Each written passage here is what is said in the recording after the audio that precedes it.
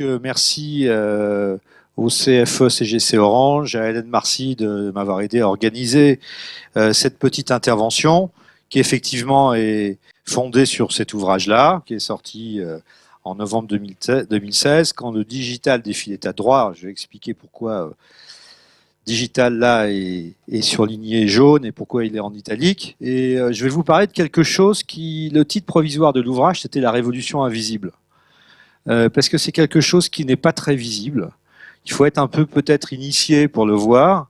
Et pourtant, on y est confronté quotidiennement. Ah, c'est quand même étonnant. Cet ouvrage aussi, j'expliquerai pourquoi tout à l'heure, c'est aussi une entreprise pour nous alors je sais pas comment on dit en le nominatif, pour nous décomplexer vis-à-vis d'un certain discours qui est préparatoire à ce que je vais vous exposer. Et tout le monde va dire, bah oui. Et pourtant, très peu d'écrits. À ma connaissance, c'est le premier ouvrage sur ce thème, qui n'est pas une thématique ni économique, ni sociétale, mais juridique, parce que, a priori, nul n'est censé ignorer la loi. La loi nous concerne tous, et on va voir que, pourtant, ça pose des difficultés. Alors, très rapidement, bon, moi, effectivement, je suis présenté, je suis avocat à la Cour d'appel de Paris, 27 ans, je l'ai triché un peu, c'est 28.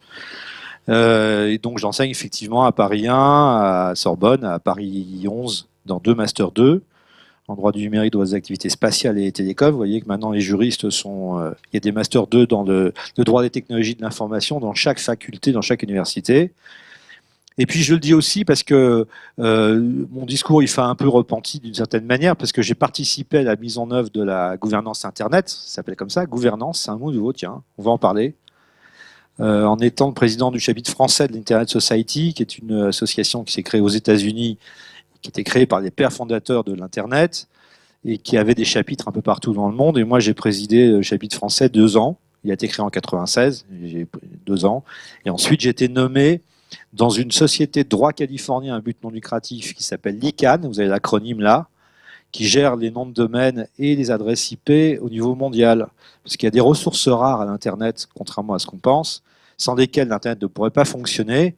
C'est ce qu'on appelle les adresses IP et les noms de domaine, cette traduction des adresses IP en matière de nommage qui font fonctionner nos courriers électroniques, qui font fonctionner nos web et tous les services associés.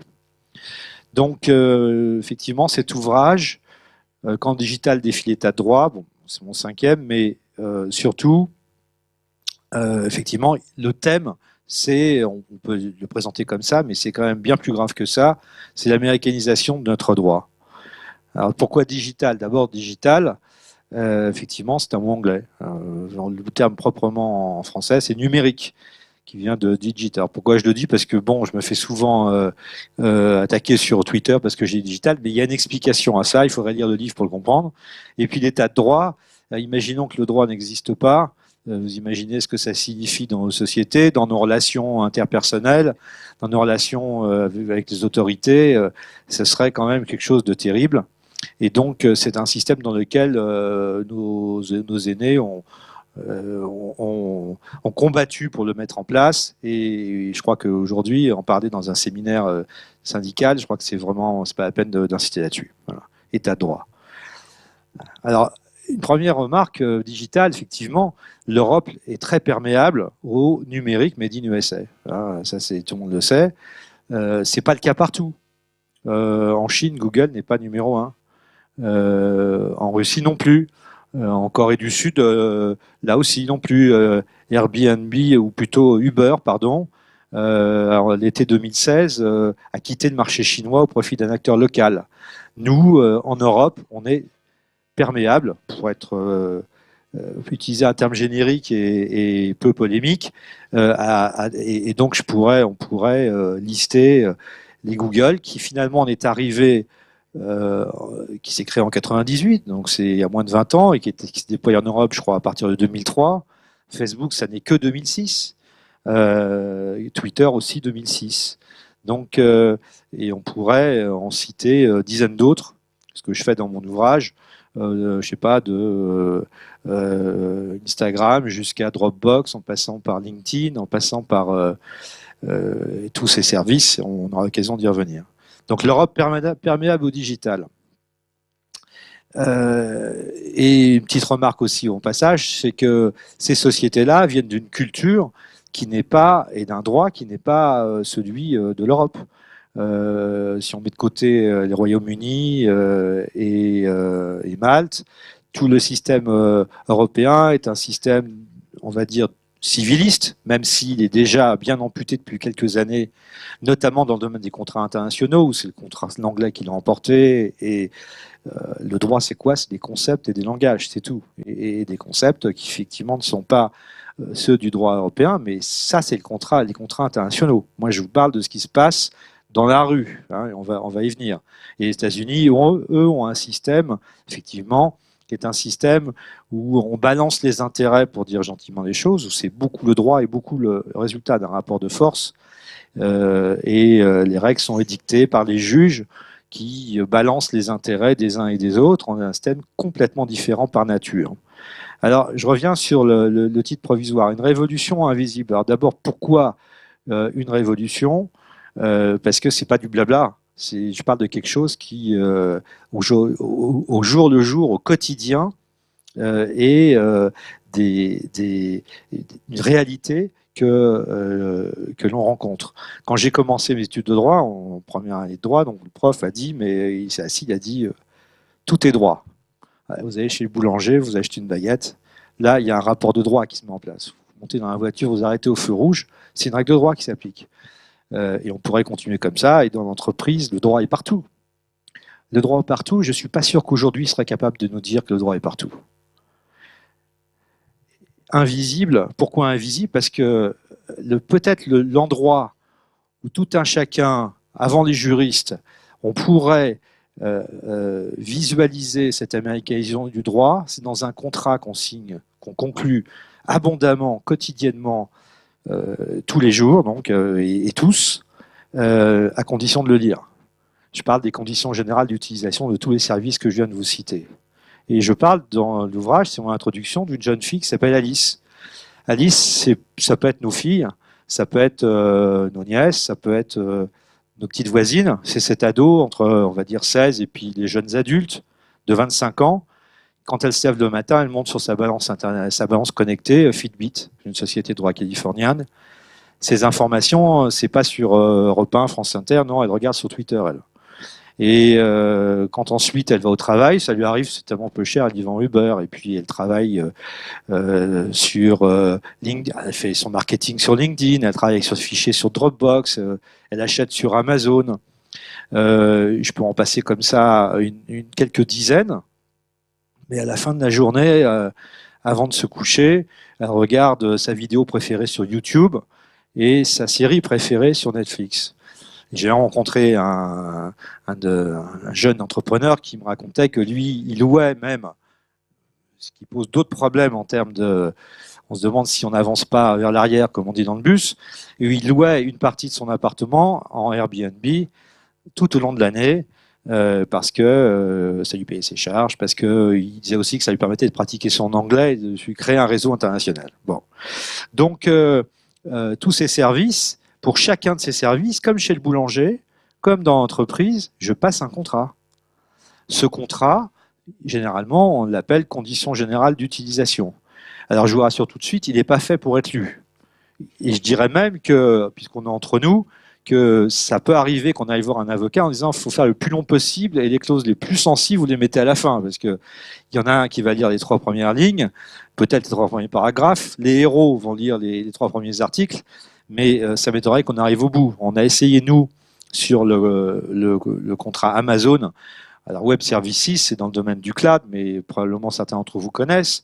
On a essayé, simplement, on a mis un doctorant en droit, c'est pas n'importe qui quand même, il travaille sur une thèse, on lui a dit, voilà, on te laisse une journée et tu vas essayer de déterminer quel est le contrat Amazon Web Services. Alors avec tous les liens hypertextes qui sont à l'intérieur du contrat en ligne, qui renvoient eux-mêmes sur des documents qui sont donc par renvoi insérés dans le contrat, il n'a pas réussi à déterminer tout le nombre de documents totaux du contrat. C'est-à-dire qu'il n'a pas réussi à déterminer le périmètre du contrat.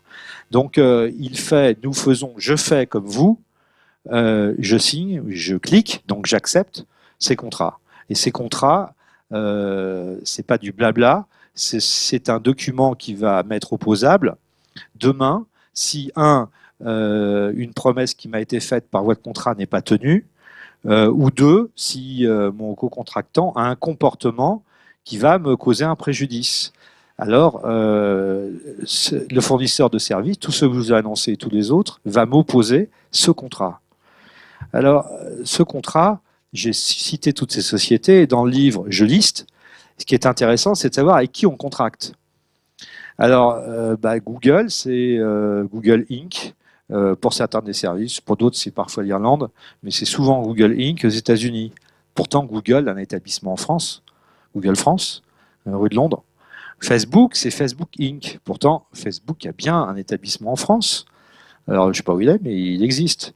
Et ce que j'ai listé sur donc tous ces services, pas tous, mais enfin quelques dizaines de ces services, j'ai fait cet effort-là. C'est que j'ai remarqué que 80% de ces sociétés étaient de droit californien. Donc à 9000 km de là où je parle. Et pour les autres, elles sont irlandaises, luxembourgeoises, parfois anglaises, de temps en temps. Mais françaises, de droit français, zéro. J'ai regardé ensuite, c'est à la fin du contrat, quel est le droit qui s'applique au contrat qui me lie à toutes ces sociétés qui m'offrent des services. Eh bien, 80% sont de droit californien. Bon, c'est vrai qu'il fait beau, mais et le juge désigné est le juge californien. Les autres, c'est Luxembourg, c'est à peu près les pays que je vous ai indiqués. Ce qui signifie que je vais faire face à des conditions générales d'utilisation d'un contrat, par exemple le cas de Facebook, où dans ce contrat, et ça c'est un screenshot de ce matin, le contrat Facebook c'est 25 968 caractères, et on a recensé très rapidement, en passant comme ça, une douzaine de liens renvoyant vers d'autres documents, comme les conditions relatives à la publicité, les règles applicables aux promotions, les éléments de marque, les standards communautés. Mais il y a un article 15.1, donc qui nous dit que dans un français très complexe, que peut-être que ça s'applique à nous, mais que dans tous les cas, on pense que, en tout cas, c'est le droit qui est affiché, le droit qui va s'appliquer en cas de litige, à la présente déclaration, disent-ils, ça sera le droit californien et le tribunal du Northern District de Californie ou devant un tribunal d'État du comté de San Mateo. Alors vous remarquerez une chose, c'est que ces conditions générales d'utilisation, et c'est là peut-être qu'il y a la duplicité, elles sont en langue française. Elles sont en langue française, donc on sait à qui on s'adresse. Mais on va priver les citoyens européens, et en l'occurrence français, moi j'ai simplement lancé mon navigateur, peut-être qu'il m'a reconnu parce que mon navigateur est en langue française, peut-être parce que mon adresse IP, mais j'ai eu accès à des conditions générales d'utilisation. Mais j'ai accès à des conditions générales d'utilisation françaises qui me renvoient pour le droit à 9000 km d'où j'habite, moi consommateur, et devant un juge qui est à 9000 km de moi. C'est quand même du jamais vu dans l'histoire de l'État de droit, compte tenu du nombre de services qui sont offerts au quotidien à Alice, notre petite fille, nièce, notre voisine, qui est une utilisatrice, mais majeure de ces services. Et on n'en est qu'au début. On parle de l'Internet des objets, on parle du big data, on parle de services qui se multiplient et qui, de manière méthodique et systématique, et j'insiste là-dessus, c'est ça qui m'a poussé aussi à écrire un livre, on est face à des sociétés qui ont mis en place des méthodes et des systèmes. Je dis bien des méthodes et des systèmes, car quand on trouve ce système-là chez une, c'est chez une, mais quand vous les trouvez chez toutes, il y a un problème. Et donc, on a donc, pour la première fois dans l'état de droit moderne, un système dans lequel on prive les citoyens en Europe, en tout cas c'est ce qui est affiché, c'est ma faute, il faut que je coupe, on prive les citoyens en Europe d'un accès. Alors, il y a eu des affaires, il y a déjà eu des affaires, mais il faut être un héros pour aller au bout du truc. Il y a eu une affaire notamment qu'on a appelée tous l'origine du monde, qui est le tableau de Gustave Courbet, qui est un tableau qui représente effectivement le sexe d'une femme. Alors on n'aime pas, ça c'est autre chose. Mais il y a un membre Facebook qui s'appelle comme ça, français. La décision dit qu'il est professeur à l'éducation nationale. Et un jour, Facebook a été choqué par la nudité, puisqu'ils disaient, c'est ce qu'ils ont dit, la nudité des pages des pages Facebook de ce membre. Alors ils ont décidé du jour au lendemain de fermer assez violemment sa page. Et il a considéré que lui, il subissait un préjudice du fait, je suppose, je sais pas, je connais pas son histoire, peut-être qu'il a perdu des contacts, peut-être qu'il a perdu des contenus, je ne sais pas. Mais l'état de droit, c'est que à partir du moment où il y a une promesse qui est faite par contrat et que l'un des co-contractants ne l'exécute pas, l'État dit, moi, j'accepte de prendre connaissance des termes, des engagements, de l'accord de volonté de l'un et de l'autre, et j'accepte de sanctionner, la force publique accepte de sanctionner celui qui a failli dans son engagement. C'est appliqué depuis 2 siècles et demi sans discontinu. Et donc, il a saisi le tribunal de grande instance de Paris en février 2011 à l'encontre de Facebook. Et qu'est-ce qu'a fait Facebook? Facebook lui a dit, monsieur, il a dit au tribunal français, au juge français, mais je suis désolé, mais vous n'êtes pas compétent. Le compétent, c'est celui qui se trouve à San Matteo. Alors, le tribunal de grande instance de Paris a dit, mais monsieur est un consommateur. Il y a une règle universelle, et pas simplement française, pas seulement européenne, mais universelle, où à partir du moment où on s'adresse à un consommateur, pas un professionnel, mais un consommateur, c'est le droit du consommateur qui s'applique, le droit local. Facebook a dit non. Moi, je considère que c'est le juge californien. Je l'ai écrit d'ailleurs, mon service est gratuit, c'était leur argumentaire. Et pas tout à fait, on pourrait discuter de la gratuité du service Facebook, mais bon, c'est leur argument, il est gratuit, je considère que le juge français n'est pas compétent. Et donc le tribunal de grande instance de Paris a rejeté cette clause, l'article 15, en la considérant comme abusive. Vous avez tous entendu parler de la réglementation en droit de la consommation sur les clauses abusives, considérant qu'elle était abusive. Qu'est-ce qu'a fait Facebook? Ils ont fait appel. On est arrivé devant la cour d'appel de Paris, et en février 2016, il a assigné en février 2011. 5 ans. Le facteur temps n'est pas un facteur neutre. C'est pour ça que je parle de méthode et de système. En février 2016, la Cour d'appel de Paris a considéré que la clause est abusive. Et dans les termes suivants, la clause attributive de compétence à l'article 15 des conditions générales du contrat, c'est ça qu'on vient de voir, oblige le souscripteur, en cas de conflit avec la société, à saisir une juridiction particulièrement lointaine et à engager des frais sans aucune proportion avec l'enjeu économique du contrat souscrit pour des besoins personnels ou familiaux, que les difficultés pratiques et le coût d'accès aux juridictions californiennes sont de nature à dissuader le consommateur, les mauvaises langues diront que c'est fait pour, d'exercer toute action devant les juridictions concernant l'application du contrat et à le priver de tout recours à l'encontre de la société Facebook Inc. Et donc, le tribunal, ensuite, c'est l'application du raisonnement juridique des clauses abusives, des équipes significatives. La clause est réputée non écrite, on l'écarte. Donc nous sommes en février 2016, il a engagé une action en février 2011, et il n'en est que au stade où le juge, et on va revenir au tribunal, donc c'est considéré comme compétent. Après, son problème, il va être étudié après. Donc ça va durer sur le fond, effectivement, dans peut-être 2017, peut-être 2008, je ne sais pas. Mais finalement, et c'est l'objet de mon ouvrage qui est divisé en 4 chapitres, c'est effectivement d'aller au-delà de ça. Parce que effectivement, ça, il faut avoir lu les CGU pour le comprendre, il faut avoir lu les CGU de tous les fournisseurs de services pour s'en rendre compte et pour se demander si là, il n'y a quand même pas un problème. Et on peut aller plus loin que ça. Parce que finalement, comme je le disais tout à l'heure, le droit, c'est simplement des concepts et un langage. Et les concepts et le langage, si la langue des CGU est le français, le langage utilisé, les concepts utilisés, on pourra le démontrer par article 15, mais à plein d'autres articles, n'est pas un concept et du langage qui est, on va dire, issu du droit européen. Et donc, j'ai fait 4 chapitres. Un chapitre sur la liberté d'expression, un sur la vie privée, dont on parle beaucoup, un sur le droit d'auteur et un sur la loi. Et j'ai essayé de regarder dans quelle mesure, finalement, des concepts équivalents aux États-Unis, le free speech, le freedom of speech, cette liberté d'expression absolue qui est le premier amendement de la Constitution des États-Unis, on va en parler, n'était pas en train de prendre la place dans ces concepts, à la place de notre liberté d'expression à nous, qui est une liberté encadrée. On va y revenir. Si la privacy n'était pas en train de prendre la place de la vie privée.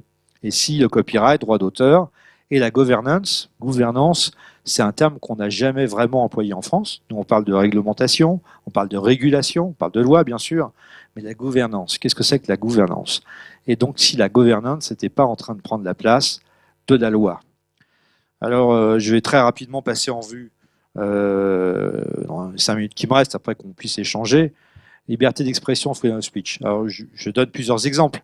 Je rappelle simplement que notre loi sur la liberté d'expression, on peut la critiquer, mais ce sont a priori nos valeurs. Elle est basée sur une croyance forte, qui est la suivante.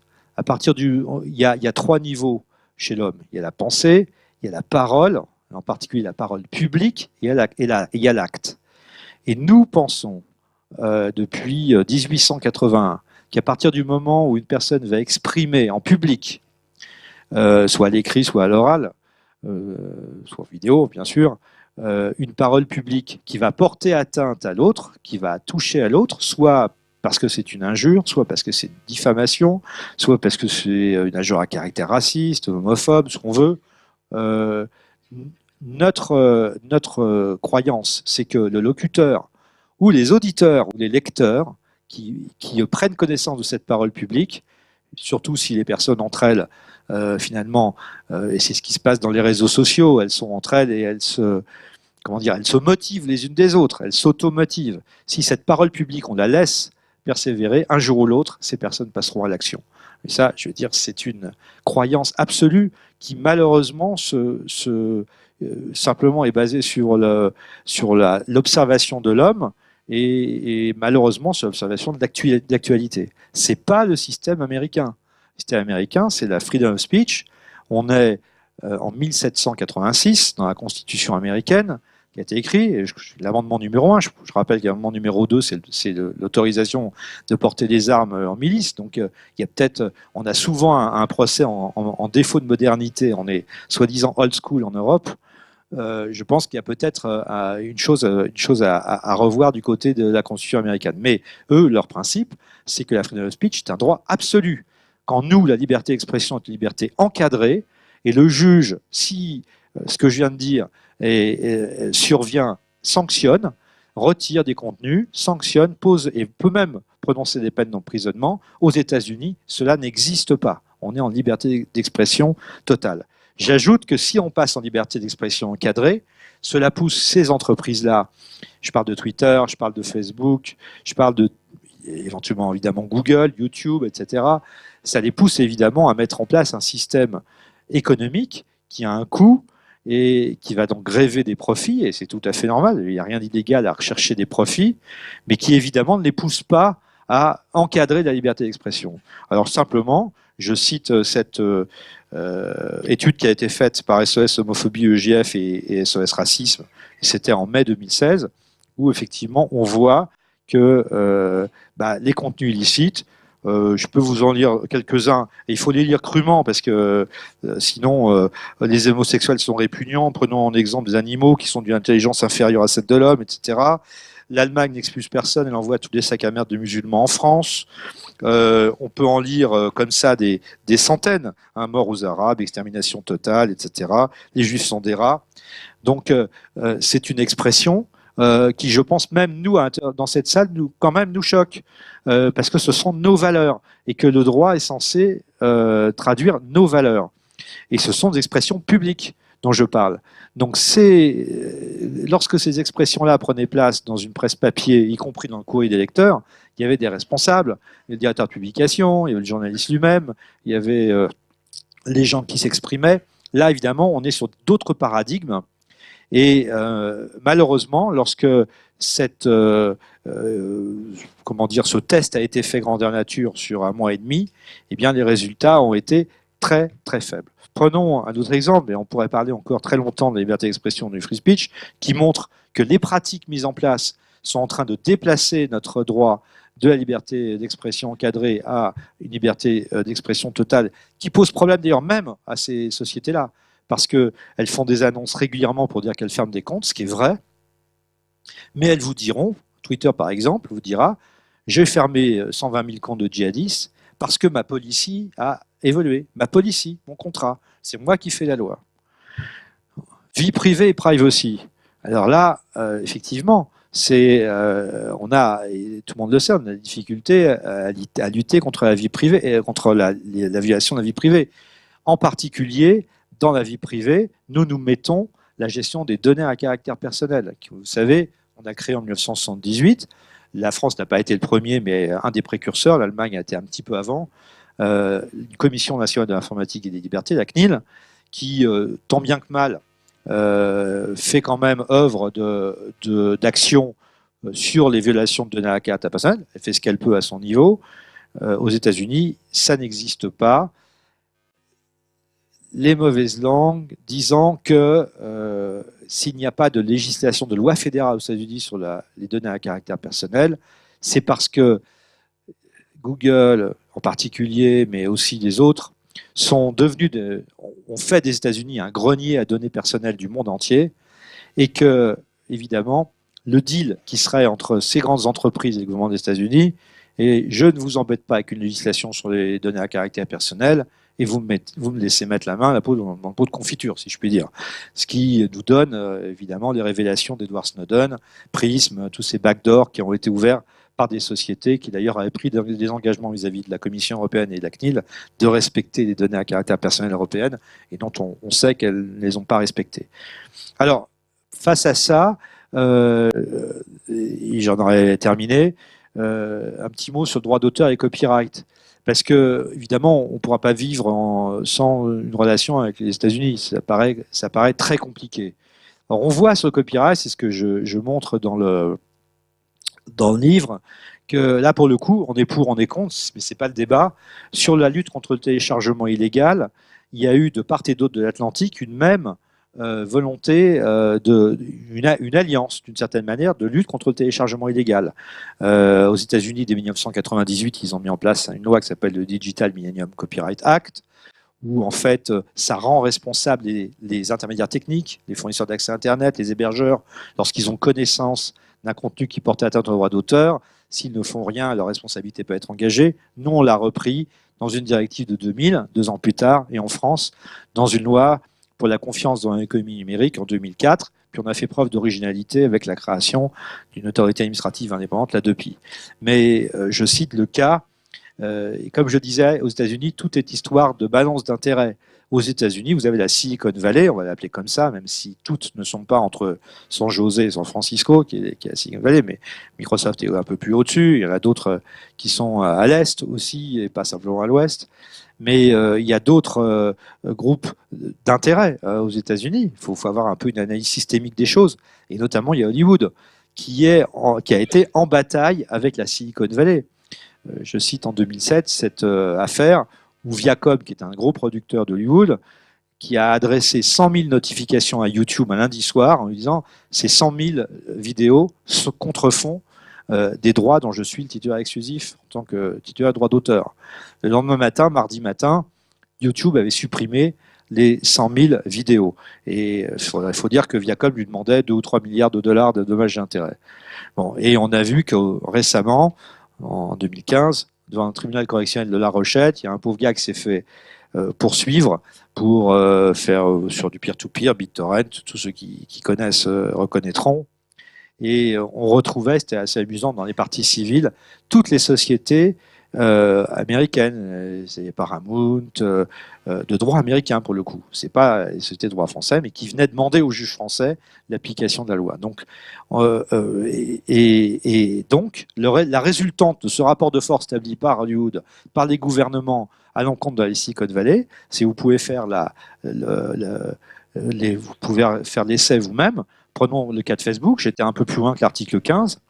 Vous avez ici toute une liste de documents qui, par lien, sont intégrés aux conditions générales d'utilisation de Facebook, j'en ai parlé tout à l'heure, et vous avez notamment comment signaler les infractions au droit de propriété intellectuelle, point d'interrogation.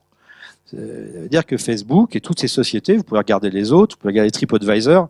Par exemple, j'étais au mois de décembre en vacances dans le Loiret, dans un petit village, je regardais, on était dans un petit village, on cherchait un restaurant, une crêperie, on a regardé sur TripAdvisor, société de droit américain, mais dans l'Est des États-Unis, et il y avait des commentaires qui disaient que le patron, il tapait sa femme. Bon.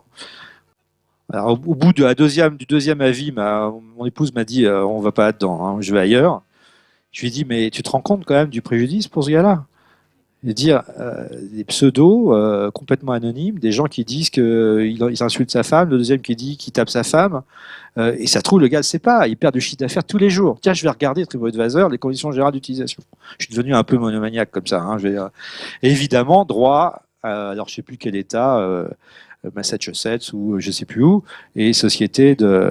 Et évidemment, mais par contre, ce qui était étonnant, c'est qu'il y avait un formulaire qui était mis à disposition pour la lutte contre la propriété intellectuelle. On retrouvait ils ont pris peur, ils ont reculé, ce qui montre que si on fait montre de volonté, et y compris, et évidemment surtout au plan politique, ce qui nous a fait clairement défaut depuis 15 ans en Europe, eh bien, ces gens sont prêts, et ils savent, puisque les conditions générales d'utilisation sont en français, mais ça a déjà été constaté des tas de fois dans les tribunaux, ils sont prêts à respecter nos valeurs et à faire en sorte qu'on ne sanctionne pas ou qu'on ne gère pas que les contenus qui portent atteinte aux droits d'auteur, par exemple, mais également ceux qui sont des appels au meurtre de catégories de population ou de la population. Donc, je dirais que on va passer aux questions-réponses, mais je dirais que cette révolution invisible, finalement, c'est un peu le miroir de, quelque part, on peut dire c'est leur faute, mais c'est quand même un peu notre faute. C'est un peu le miroir de nos propres carences. Et en tout cas, c'est quelque chose qui effectivement est quand même très problématique. Je dirais que ce qui peut expliquer, une des façons qui peut expliquer pourquoi on en est arrivé là, et chacun aura son explication peut-être politique, et je parlais en introduction de nous décomplexer, on a de la part de ces grandes entreprises des procès réguliers alors défaut de modernité, défaut de transparence, on veut nous ubériser parce que voilà, on est old school ou on est. Mais quand on voit ça, quand on regarde en détail les choses, quand on regarde les pratiques, et là je vous en ai exposé qu'une petite partie, les pratiques qui sont mises en place, où est la transparence? Où est l'universalisme? C'est pas l'universalisme dont on nous parle. On nous parle d'une loi qui concerne moins de 6 ou 7% de la population mondiale et qu'on voudrait imposer à la totalité de la Terre. Il y a un problème. Et il y a une espèce de techno-évangélisme qui est en place. Et ce qui m'a notamment déterminé, et j'en terminerai là-dessus, à écrire ce livre, c'est la lecture d'un livre d'Eric Schmidt, qui est le patron de Google, maintenant d'Alphabet, qui est sa holding, qui s'appelait The New Digital Age, où il nous expliquait qu'on va vivre un monde fantastique, j'espère, où ils vont apporter le bonheur à tout le monde, ils vont largement au-delà. Et il y avait des assertions qui m'ont stupéfaite. Alors par exemple, Eric Schmidt nous dit, attention les parents, si vous voulez que votre fils ou votre fille soit bien placé dans Google Search, dans le moteur de recherche, il va falloir lui donner un prénom particulier. Si tout le monde s'appelle Jean-Martin, il ne sera pas visible. Si vous lui donnez un petit nom bien précis, attention les parents. Je me suis dit, mais c'est complètement totalitaire ça. Des personal branding avant le baptême, avant la naissance.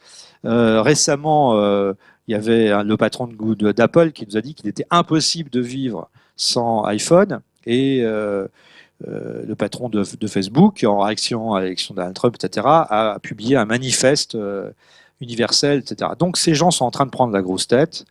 Et je pense que aussi, il faut quelque part que des gens se lèvent pour leur dire les choses. Voilà donc ce que j'essaie de traiter dans cet ouvrage de manière accessible à tout le monde, pas évident, mais quand même qui pose un problème de fond. Merci.